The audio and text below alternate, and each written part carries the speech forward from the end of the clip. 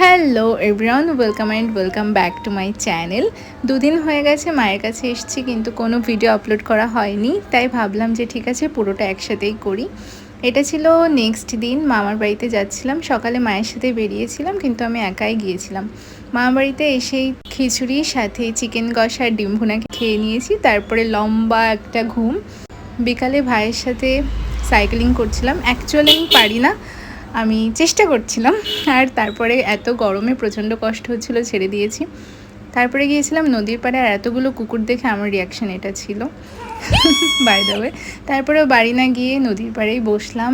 এত গরম না, তো এই পরিবেশটা তখন শান্তির মতো লাগছিল। তোমরা ভিডিও ক্লিপ দেখলে বুঝতে পারবে কি সুন্দর হাওয়া দিচ্ছে। তো এটা ছেড়ে যেতেই ইচ্ছা করছিল না। তারপরেও সন্ধ্যা হয়ে যাচ্ছে, তাই বাড়িতেই চলে গেলাম। আর এখনও তো নদী দেখলে এরকম ছোটোবেলার মতো চারা ছুটতে ইচ্ছা করে, বেশ মজা লাগে। বাড়ি এসে অনেকগুলো আম কেটে রাখলাম। এটা হচ্ছে অফ সিজনের জন্য স্টোর করা হচ্ছে। যখন আমের সময় থাকে না, তখন চাটনি রান্না করার জন্য এগুলো স্টোর করে রাখা হয়। এগুলো কমপ্লিট করতে করতে দিদা আলুর পাঁপড় ভেজেছে, ভাই বোনও খেলা করছে। সো আলুর পাঁপড় নিয়ে বসে পড়েছে ওদের খেলা দেখতে। এরপরে রাতে আর কোনো ডিনার করিনি, আবার একটু আম খেয়েছি, আর তারপরে একটু নেল পলিশ পরলাম। So yeah, that's it for today. See you in the next video. Tata.